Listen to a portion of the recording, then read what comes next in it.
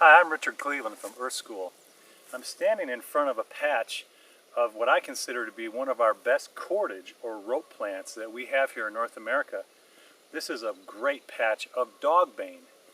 Dogbane is fairly common, though it likes to grow around water. You notice there's a pond behind me, and it's a little bit of a distance away from it.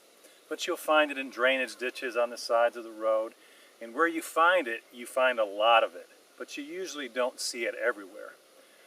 There's enough rope here for me to run classes for probably 5 years and have that rope make things like good bow strings, not just for bow and drill, but also for a bow and arrow. Growing in the middle of this are a few milkweed plants, and there's some milkweed growing down back by the pond as well. Now, most people would not confuse these two. You notice the dogbane is real red this time of year. These are dead stalks from last fall. And the milkweed is very gray. And the size of the pods on milkweed are huge, whereas the size of the pods on the dogbane are very narrow. Interestingly, in the very early spring, when these plants are growing side by side, when they're about this tall, unless you know what you're looking for, you can confuse them.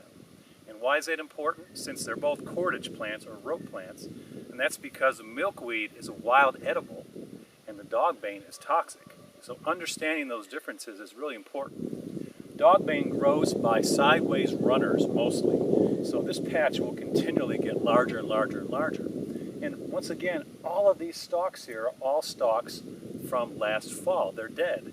Now this is in the very early spring or late winter, and these stalks are still good. That's another great thing about dogbane, is you can find it the next spring, and even though it's been snowed on and rained on and maybe some freezing rain, it's still good.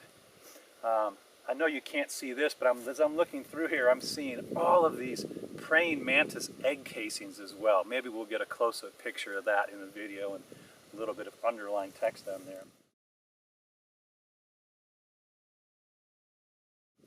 So, what do we do with this?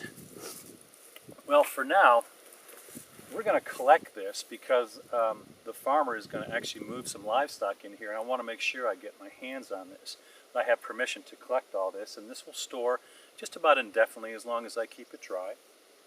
But after we collect, we're going to do another segment, and I'm going to show you how to get the inner bark or the fibers off of this, which, interestingly, is not the dark red outer bark. This is the outer bark.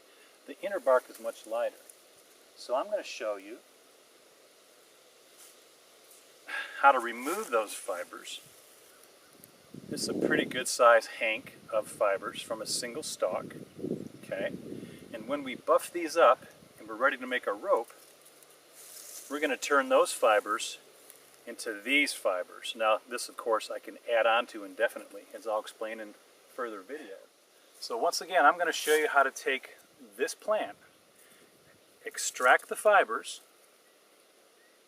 like here, and your finished product is going to be a nice piece of rope, any thickness you want, or any length you want, splicing and all that, into a beautiful rope that you can't break. Dogbane is great stuff. So we'll see in a little while. Right now, we've got to get to collecting.